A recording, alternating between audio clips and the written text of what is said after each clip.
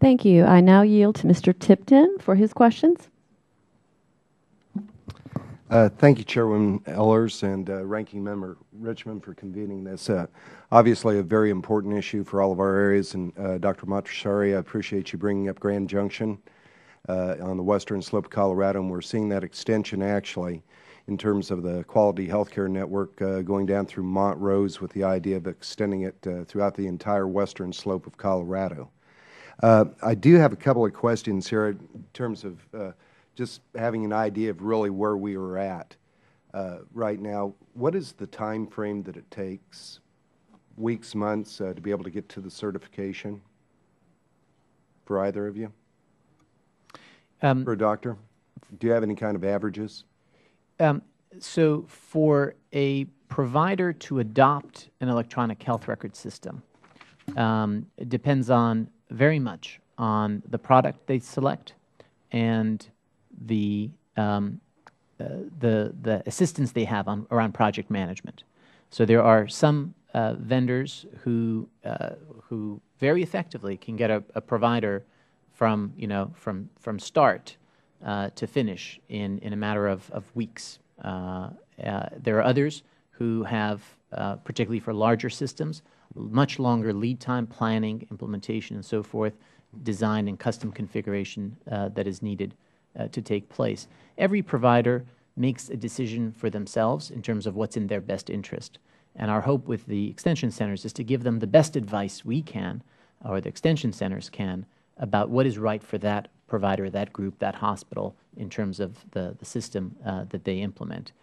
It is a challenging process. I want to make no bones about the transformation of workflows and processes and the difficulties that many practices, particularly smaller practices, will face as they make this difficult transition. But it's a rewarding process, and ultimately will be not only leading to improved patient care and coordinated care, but actually will help those practices succeed financially over the long run.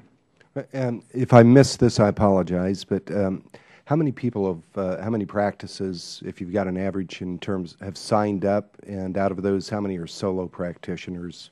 I don't have any information about how many are solo practitioners. So far since January, we have had 42,600 healthcare providers register for either the Medicare or the Medicaid program. Almost all of those were physicians. And at this point, we have had our first payment run. Let me kind of tack on to the back of the how long it takes question. Once a provider has gotten to the point where they believe they can meet the meaningful use requirements, they then have a 90-day reporting period during which they must meet all those requirements. As soon as they've done that, they can go online to a web system and attest to that meaningful use, and in a month or so, they will have their incentive payment. Yeah, this may be a question maybe for the next panel. But if you would like to maybe contribute into it, one of the big complaints that I hear consistently from a lot of our physicians gets down to the coding issue, which Dr. Motshari, you were talking about just a moment ago. When we're talking about like Medicaid, is there kind of a streamlining process between requirements at the state and the federal level? Because that's been a real cost driver. I know, I believe in the state of Colorado, we have a different form than the federal government has, which is additional costs that the doctors actually have to be able to assume.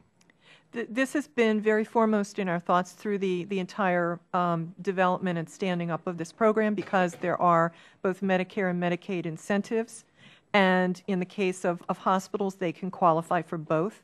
So we've worked very closely with the states to make sure that the requirements for both, the meaningful use requirements, are essentially identical. The web-based system that we use for registration is the same for Medicare and Medicaid. The states will handle their own attestation and payments, but we communicate with the states on an online basis so that we're comparing information and making sure that we have the right providers in the right programs. And Madam Chairwoman, this may take just a second more if you would allow the answer on it, but one of the other concerns that we have from the patient side is certainly the privacy issues there.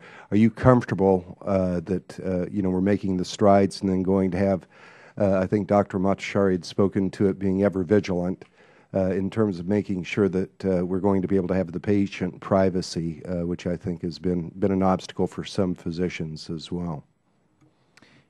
I think that we are making strides, important strides in that direction. Everything from the laws and regulations that were passed through the HITECH Act that increased protections for patient privacy.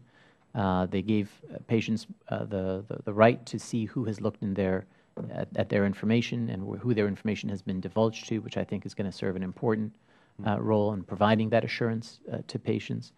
It provides for higher penalties, civil penalties for violations, consistent violations of HIPAA. It extends the range of HIPAA to business associates, that they must follow the same security requirements as the covered entities.